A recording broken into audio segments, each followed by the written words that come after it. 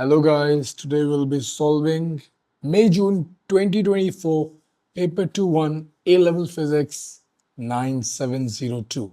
Let's start. Guys, question number 1. So a drag force acting on an object falling through the air is given by this equation, where A is the cross-sectional area, V is the velocity, rho is the density, and C is the constant called the drag coefficient. Use SI base unit to show that drag coefficient has no units. अच्छा, so force basically is equivalent to half नहीं लिख रहा हूँ, C times rho times A V squared. Force का जो unit हो जाएगा that is going to be kg ms minus 2. C की unit ढूंढने, density is kg per meter cube. Area is meter squared and speed is meters per second. Velocity उसका square है. kg ms minus 2 is equals to c. एक kg यहाँ पे है, m minus 3 2 minus 1 हो जाएगा and then square is going to be just 1 and s negative 1 का square is going to be negative 2. ये और ये cancel each other out. c के कोई units show नहीं हो रहा है. अच्छा जी, पार्ट बी में क्या बोलता है? Figure 1.1 shows the sphere falling at terminal velocity in the air. Assume that upthrust on the sphere is negligible. Draw and label arrows to show the direction of the two forces acting on the sphere. अच्छा, एक force तो downward हो जाएगी, that would be the weight. हमेशा क्योंकि ये terminal velocity पे है तो वेट को बैलेंस करने के लिए there would be air resistance, जिसको हम लोग ड्रैग फोर्स भी बोलते हैं. अपथ्रस्ट नहीं होगी क्योंकि इसने बोला है कि अपथ्रस्ट नेग्लिजिबल अज्यूम करें, और टर्मिनल वेलोसिटी पे वेट और ड्रैग के अलावा, अपथ्रस्ट के अलावा कोई थर्ड और फोर्थ फोर्स नहीं होती. तो ये आपने दो फोर्सेस का बोला था, you have drawn the two forces, that's pretty much it. The mass of the sphere is 49 grams. 49 grams sphere का मास है. ड्रैग फोर्स निकालनी. इस सिचुएशन में क्योंकि ड्रैग फोर्स और वेट बैलेंस्ड है, तो अगर मैं वेट बराबर है ड्रैग फोर्स के, तो अगर मैं ड्रैग फोर्स निकालना नहीं आती मुझे, तो मैं डायरेक्टली वेट निकाल सकता हूँ क्योंकि इस केस में वो बैलेंस्ड है. तो ड्रैग फोर्स वेट के बराबर है, तभी मैं वेट के फॉर्मूले से डायरेक्टली ड्रैग फोर्स निकाल लेता हूँ. ठीक है जी. मास हमारे पास 49 डिवाइडेड बाय 1000, ग्राम्स को किलोग्राम्स में कन्वर्ट करेंगे. Gravity is going to be 9.81. You would plug this in a calculator. 49 divided by 1000 and then times it by 9.81. You would get the answer as 0.48 newtons. अच्छा जी. The sphere is falling in air at terminal velocity of 25. The density of air is 1.2. The diameter of the sphere is 0.062. सब base units में, तो कोई conversion की requirement नहीं है. You required to calculate C. अच्छा. Use the above equation जो उन्होंने क्वेश्चन में दी हुई है, वो जस्ट कॉपी दैट डाउन अपने काम को थोड़ा सा आसान करने के लिए. Drag force we already calculated in the first part, that is 0.38, sorry 48, 1/2. C निकालना है. Density is 1.2. डायमीटर दिया हुआ है, सो पाई आर स्क्वायर्ड से एरिया आ जाता है. तो डायमीटर को हाफ कर दोगे, divided by 2, you would get the radius, that would be 0.03. तो इससे यहाँ पे मैं ज़रा साइड में पहले एरिया निकाल लेता हूँ. Pi times 0.03 squared, you would get the area as 2.8 times 10 to the power of -3.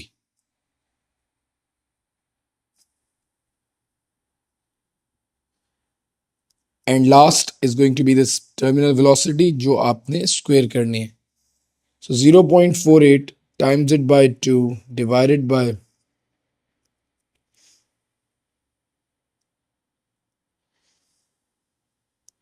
सारी चीजें एज इट इज कैलकुलेटर में प्लग इन कर दीजिएगा. आपकी वैल्यू जो आ रही होगी, दैट इज सी की value 0.45. I am getting my C as 0.452. So 0.45 divide करने के बाद, that's question number 1. Okay, for question number 2, the first thing is they are asking us to define velocity. So velocity is going to be rate of change of displacement, or either you can say displacement covered per unit time, और displacement over time, जो भी चीज आपको suit करे, just write it down as it is. A student throws a ball over a vertical wall of height h. ठीक है. The ball leaves the hand of the student at the height of 1.2 above the horizontal ground. The ball has an initial velocity of 22. Ball की initial velocity दी हुई है 22. ठीक है जी. Angle भी दिया हुआ है 40 डिग्रीज. हॉरिजॉन्टल डिस्टेंस भी दिया हुआ है. Determine the time taken for the ball to reach the wall. Time निकालना है for the ball to reach the wall. अच्छा, मैं टाइम निकालता हूँ बॉल को हॉरिजॉन्टल डिस्टेंस ऑफ 36 कवर करने के लिए, क्योंकि हॉरिजॉन्टल वेलोसिटी चेंज नहीं होती फॉर अ फैक्ट कि हमारे पास एयर रेजिस्टेंस नेग्लिजिबल सवाल में बताई हुई है. अगर मैं speed is equals to distance over time कर दूं, एंड मैं स्पीड जो यूज करूं that is going to be 22 cos 40, जो कि मेरा हॉरिजॉन्टल कंपोनेंट होगा, ताकि मैं स्पीड निकाल सकूं, इज इक्वल्स टू डिस्टेंस हमारे पास 36 है and the time is unknown. Cross multiply that. 36 would be divided by 22 cos 40 and you would get the value of time as 2.136, so 2.1 seconds. अच्छा, calculate the vertical component u of the initial velocity of the ball.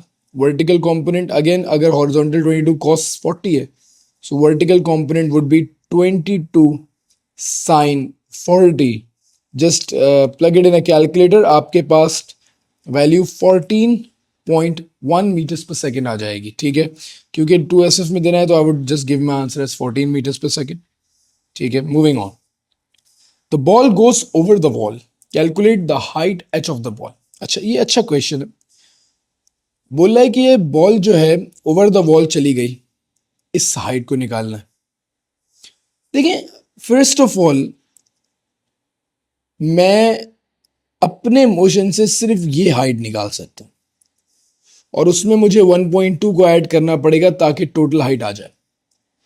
अगर मैं ये वाली displacement निकालना चाहता हूं, जो कि मेरी बॉल इससे कितनी हाइट ऊपर थी, तो मैं एक इक्वेशंस ऑफ मोशन जो हम लोगों ने चार पढ़ी थी, S is equals to U T plus half A T square, V is equals to U plus A T, S equals to V plus U over 2 into T, V square minus U square is equals to 2as. मैं इनमें से पहली वाली जो मैंने लिखी है वो यूज कर रहा हूं. मैं initial component of vertical velocity 14 है, टाइम मैं 2.1 यूज करूंगा. Why would I use the time as 2.1? और क्योंकि अगेंस्ट द मोशन तो एक्सेलरेशन नेगेटिव 9.81 हो जाएगी. मैं टाइम 2.1 क्यों यूज कर रहा हूं? क्योंकि मुझे टाइम 2.1 सेकेंड पे वर्टिकल डिस्प्लेसमेंट चाहिए और मैंने इनिशियल कंपोनेंट भी वर्टिकल का लिया, तो मैं वर्टिकल जो हमारी वर्टिकल वेलोसिटी है, वर्टिकल कंपोनेंट में मैं इस इक्वेशंस ऑफ मोशन को अप्लाई कर रहा हूँ. या कि डेट अगेन सिर्फ और सिर्फ यूनिफॉर्म एक्सेलरेशन में हो सकती है और वर्टिकल के अंदर ही इस वक्त यूनिफॉर्म एक्सेलरेशन है and the acceleration of negative 9.81. अच्छा, तो अगर मैं इसको यूज करता हूँ, so I would get 14 times 2.1 plus 1/2 times it by negative 9.81 and then times it by 2.1 squared. मेरी जो वैल्यू आ रही है दैट इज 7.8, 7.76 आ रही है, so 7.8 meters. But that is not going to be my answer, क्योंकि मुझे अपने आंसर में पूरी हाइट देनी है. तो 7.8 plus 1.2, my answer would be equal to 9 meters in total. So 9 meter की हाइट हमारी जो है उस बॉल उसके ऊपर से जाएगी. ठीक है जी. Let's move on to question number 3. All right, question number 3 में क्या बोल रहा है? State principles of conservation of momentum. So principle of conservation of momentum क्या कहता है? बहुत सिंपल है. For an isolated system, yeah, for a closed या isolated system,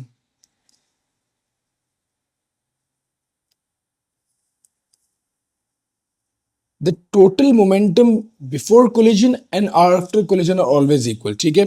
For a closed system, total momentum before collision will be equal to the total momentum after collision.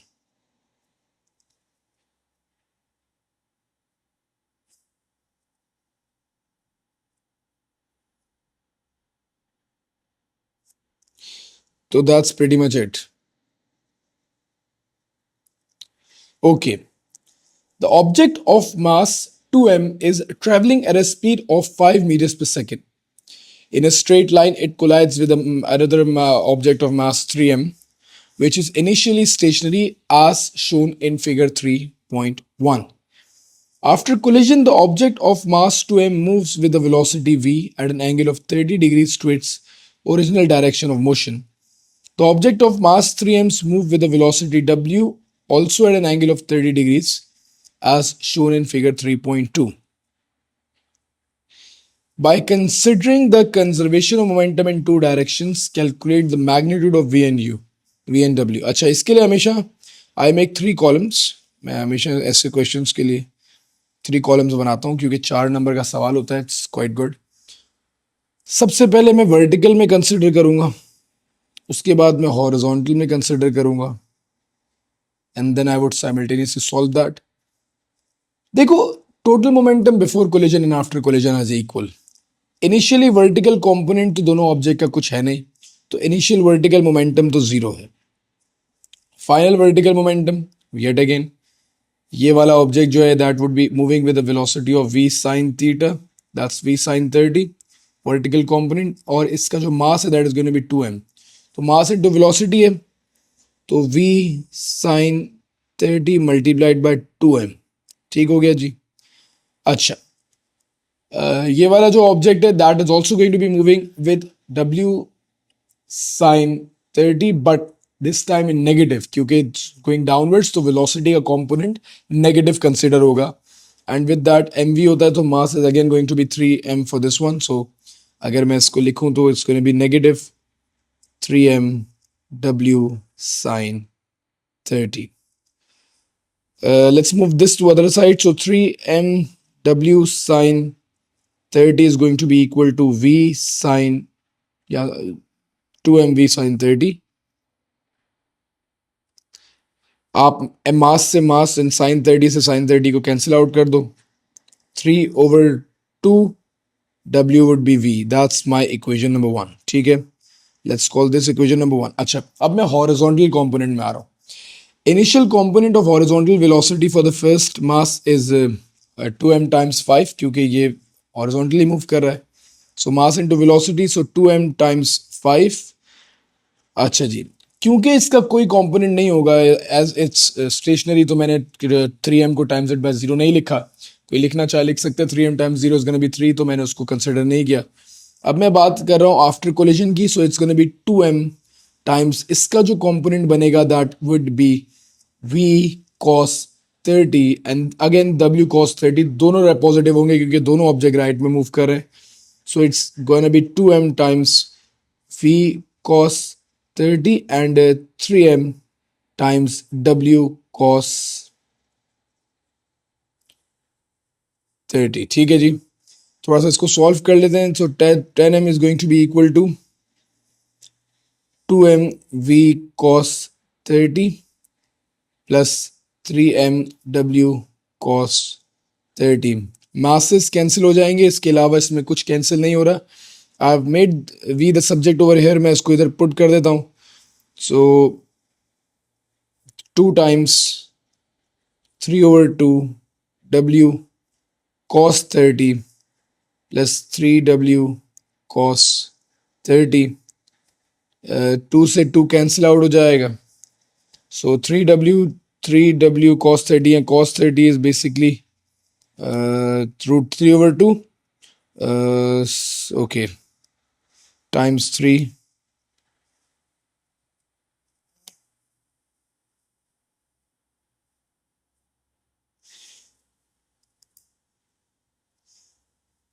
बेटा मैंने directly solve करके w की value निकाल ली. सो 10 divided by you can either call it 6 cos 30, whatever suits you. तो 3w cos 30 3w cos 30 is going to be 6 cos 30 equals w. ठीक है,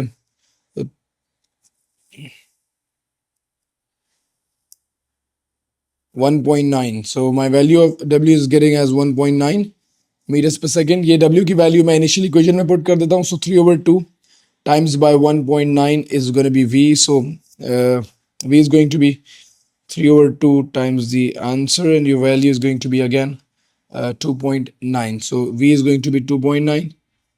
2.88 आ रही है, so I think it's going to be 2.9. ठीक है, 2SF पे. All right. Last but not the least, for this question, an object of mass 4.2 kilograms is traveling in a straight line with a speed of 6 meters per second.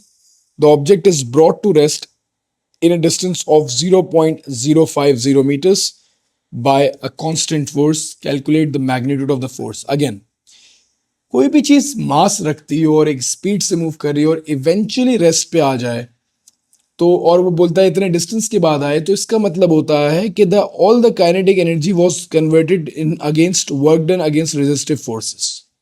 ये असूल है.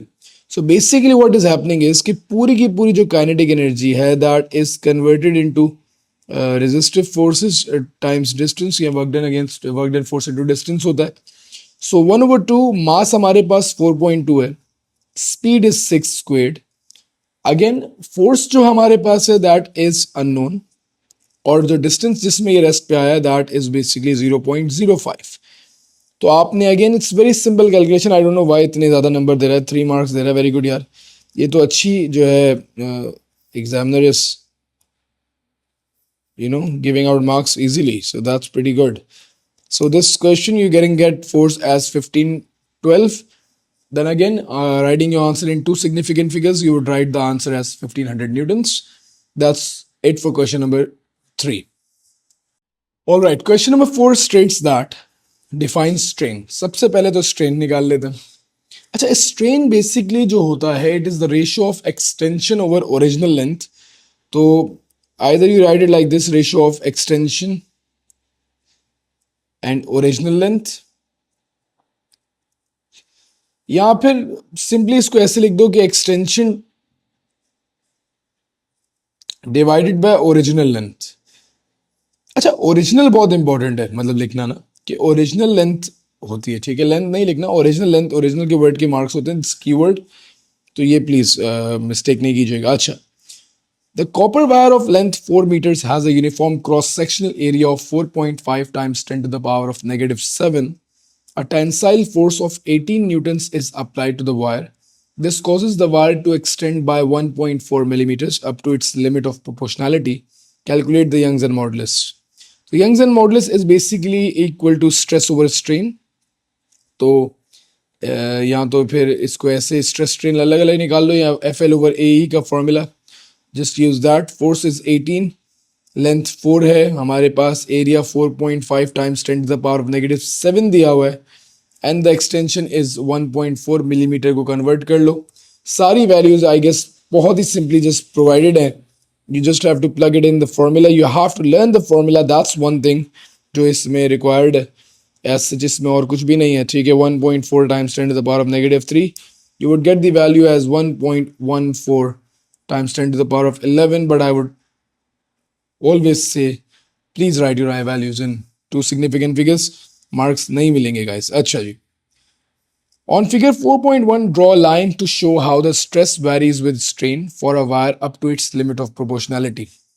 अच्छा जी, अच्छा, for a stress strain graph याद रखिएगा, it's always a straight line graph starting from the origin. So stress strain का जो graph होता है वो हमेशा passing from the origin straight line होता है. इस केस में क्योंकि लिमिट ऑफ प्रोपोर्शनैलिटी तक बनाना है, टिल लिमिट ऑफ प्रोपोर्शनैलिटी की बात कर रहा हूँ, तो आप सबसे पहले इसका स्ट्रेस निकाल तो लेते हैं लिमिट ऑफ प्रोपोर्शनैलिटी तक. Stress is gonna be force over area. Force हमारे पास 18 है and 4.5 times 10 to the power -7 का एरिया है. So 18 divided by 4.5 10 to the power of -7. Stress की वैल्यू कितनी आ रही है? सो 4.5 10 to the power -7. You would get the value is 4 into 10 raised to the power 7. ये आपका स्ट्रेस आ रहा है. स्ट्रेन भी निकाल लेते हैं till the limit of proportionality. So strain is going to be again extension over original length. So 1.4 millimeters and original length is 4 meters. So 1.4 over 4. अच्छा, conversion लाजमी है. 1.4 times 10 to the power of -3 divided by 4. You would get the value as 3.5 times 10 to the power of -4.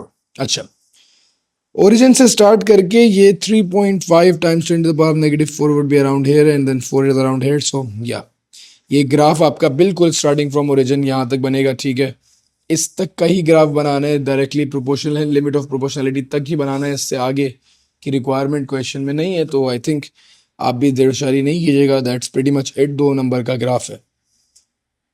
A second copper wire has the same length as wire in B but a larger diameter. Both wires are subjected to tensile force of 18 newtons. अच्छा जी. Place are taken the arrow to compare the stress of the two strain of the two wires. अच्छा देखो, stress क्या है, force over area है. लाजमी सी बात है, cross sectional area बढ़ाऊंगा तो कम ही होगा स्ट्रेस, इसमें तो कोई शक ही नहीं है ना. डायमीटर बढ़ेगा तो क्रॉस सेक्शन एरिया बढ़ेगा, तो स्ट्रेन स्ट्रेस जो होगा इट वुड बी लेस. और क्योंकि स्ट्रेस और स्ट्रेन डायरेक्टली प्रोपोर्शनल है तो डेफिनेटली स्ट्रेन भी कम होगा, क्योंकि साथ साथ ही चलते हैं. तो एरिया बढ़ाने से एक तो स्ट्रेस कम होगा, ऑटोमेटिकली स्ट्रेन भी जो है कम हो जाएगा. So it would be less in second wire because of this fundamentals कि stress is inversely proportional to cross section area.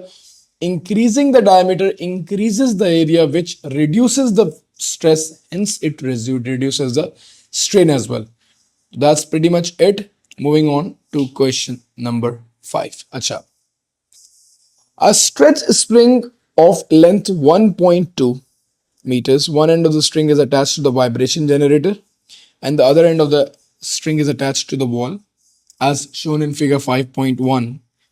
The vibration generator is switched on and the stationary wave is formed on the string. The string is shown at one instant of time in figure 5.2. Explain how a stationary wave is formed between the vibration generator and the wall. अच्छा, stationary wave quite simple.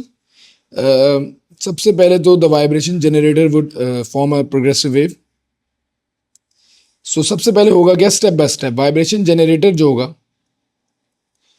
Forms a progressive wave. Progressive wave would transfer energy, would move progressive wave, it would reflect from the wall, ये wall से reflect करेगी. होगा क्या कि incident wave and reflected wave would interference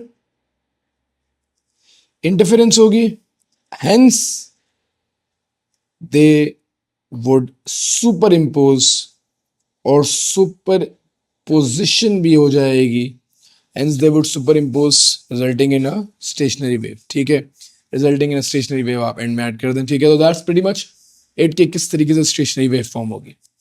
calculate the wavelength of the stationary wave. अच्छा, 1.2 metre की length पे 1.5 wave बन रही है. सो 1.2 meters में basically 1.5 lambda is being formed. You are basically required to calculate 1 lambda. Cross multiply that, देख के भी पता चल रहा है क्योंकि 1.2 डेढ़ है तो 0.8 मीटर्स की एक वेव होगी, 0.4 0.4 0.4, तो 0.8 मीटर्स की एक कंप्लीट वेवलेंथ हो जाएगी. ठीक है, तो दैट्स प्रीटी मच कि हर 0.4 0.4 0.4, so it's basically 1.2 meters in total. तो ये आपकी वेवलेंथ आ जाएगी. अच्छा, figure 5.3 shows the stationary wave at time 0 when all points on the wave are on the maximum displacement. ठीक है जी, वही वाला सवाल आ गया. तो मेक द वेव. ठीक है, time 0, the period of the wave is 0.16. ठीक है,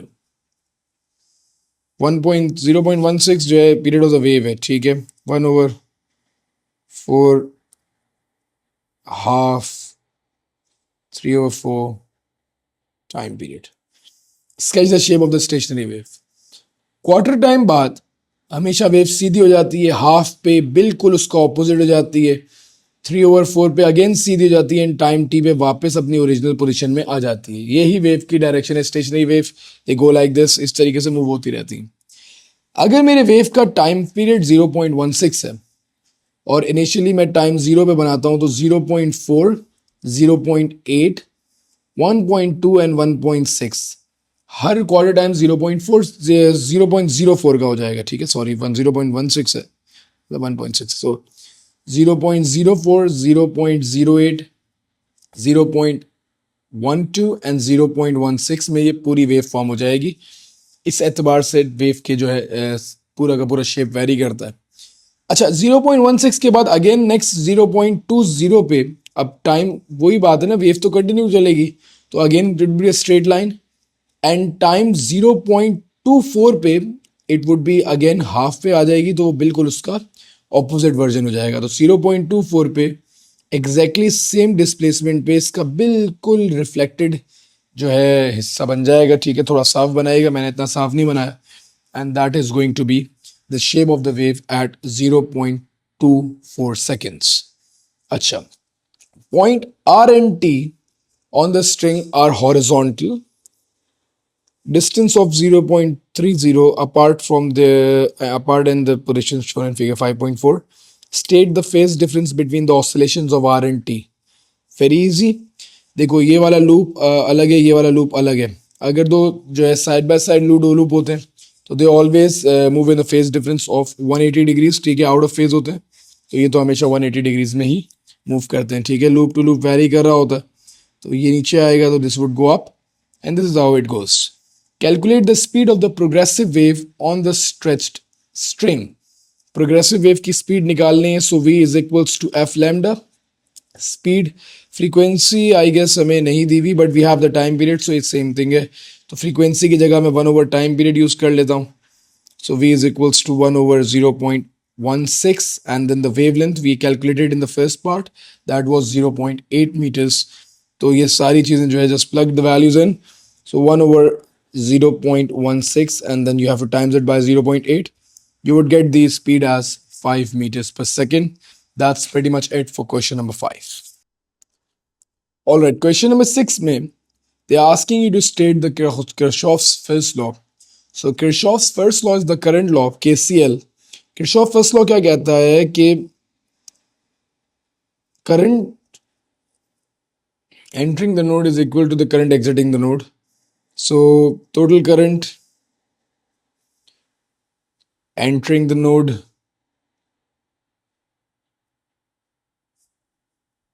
is equal to the total current exiting the node.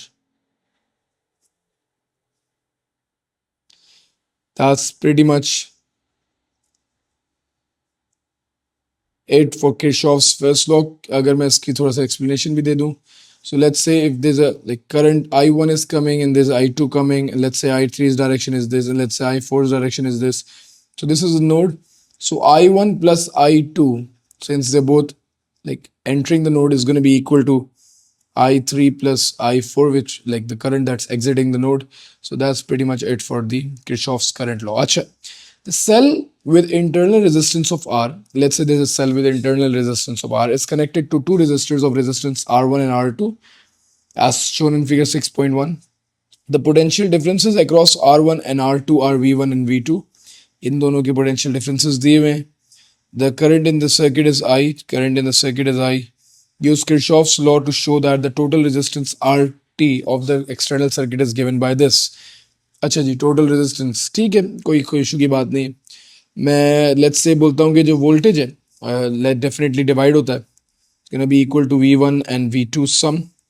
तो टर्मिनल पोटेंशियल डिफरेंस जो एक्सटर्नल सर्किट को मिल रहा है V is going to be equal to V1 plus V2, whereas V को मैं IR लिख सकता हूँ, where R is going to be the total resistance।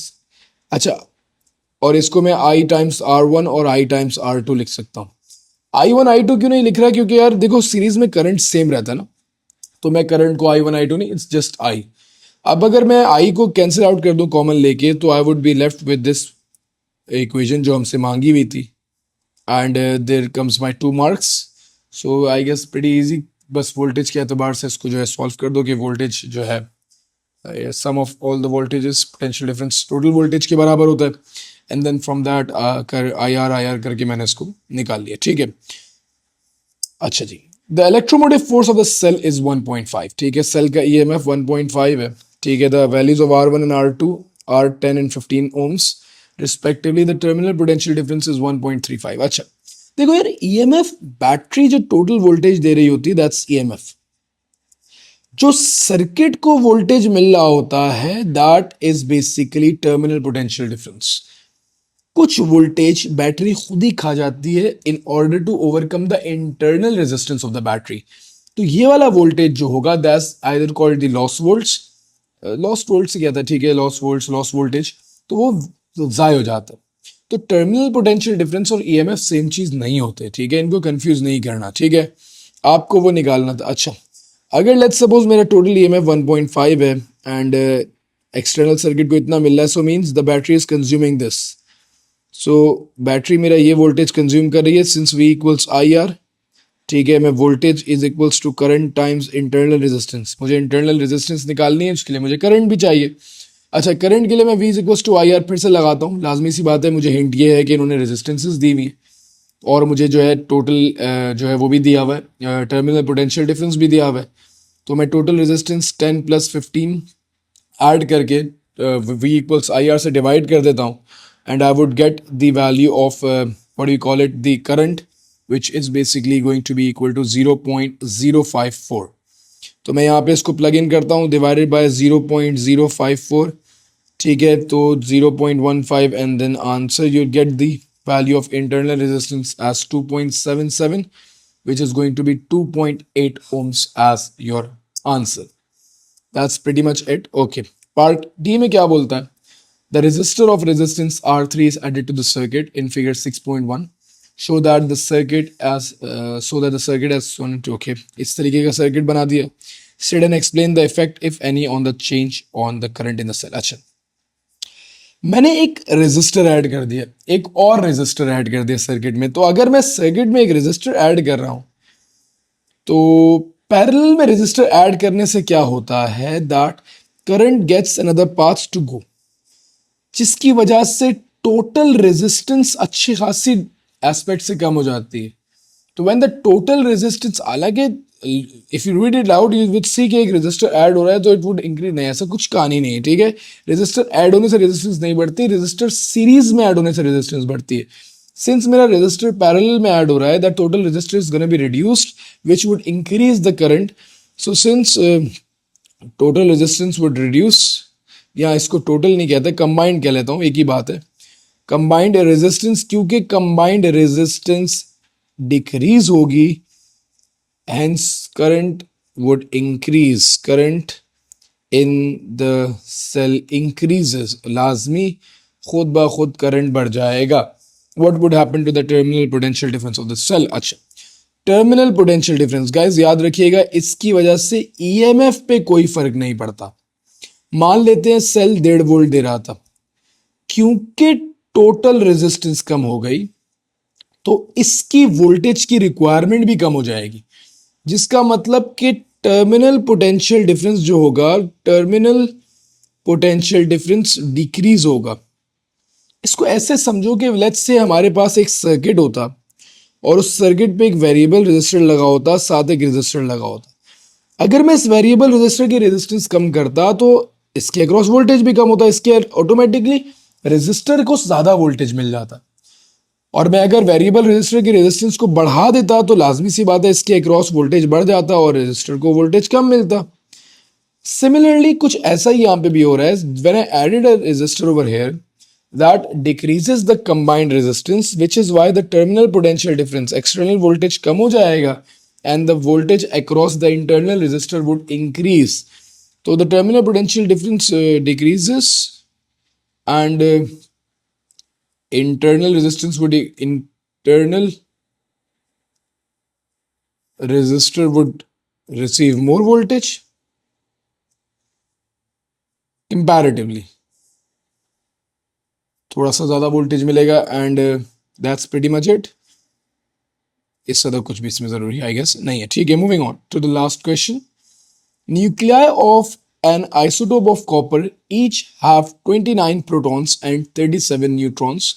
The isotope is a beta emitter, ठीक है, state the nuclide notation in form A that blah blah blah। Okay, since it has got 29 protons and 37 neutrons, that's pretty much it। So copper is going to be having 66 as a mass and 29 as a proton number, ठीक है। Add करके protons और neutrons को उसके ऊपर सम में मास कर देना ठीक है, एक नंबर फ्री का ही आ गया. The energy spectrum of beta negative radiation emitted by the sample of the isotope is shown in figure 7.1. Use figure 7.1 to explain why other particles apart from beta negative particle must be emitted during the decay. If you look at the graph closely, you would observe कि यार kinetic energy beta particles की अच्छी खासी range है, किसी कब कहीं ज़्यादा है, नंबर ऑफ बीटा पार्टिकल्स भी वेरी कर रहे हैं. तो ऐसा हो नहीं सकता ना कि कुछ और इमिट ना होता, क्योंकि खास बात यह है कि आपने बताया था एनर्जी कंजर्व रहती है. सो एनर्जी ऑफ डीके जो होती है ना, दैट इज कंजर्व. ठीक है, एनर्जी कंजर्व रहती है एंड इज कांस्टेंट, और कांस्टेंट भी होती है. एनर्जी डीके की कंजर्व भी रहती है, कांस्टेंट भी रहती है. तो अगेन सिंस या अकॉर्डिंग टू द डायग्राम कह लेते हैं, you can see according to the figure 7.1, beta negative particles have range of kinetic energies. So other particles such as anti-neutrinos, क्योंकि बीटा नेगेटिव है, must be emitted in order to balance that.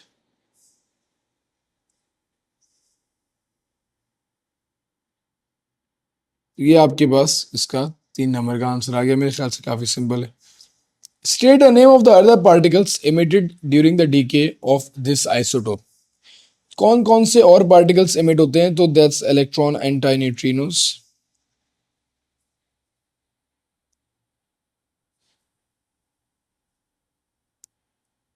Electron anti neutrinos emit होते हैं. ठीक है, beta negative में. Last but not the least, I guess that's the last part for the paper. Yep, the copper isotope decays into the zinc. Give a radioactive decay equation for the decay. Include the nucleon and proton number of all the particles involved. So when copper would be emitting beta negative particles, therefore जो zinc है उसका proton number add हो जाएगा. So 66 and 29 was copper. Beta में जो है zinc would be 30 and 66, and definitely there are electron anti-neutrinos. उनका mass और वो भी 0 आपने straight करना होगा. आपका पेपर जो है दैट इज डन.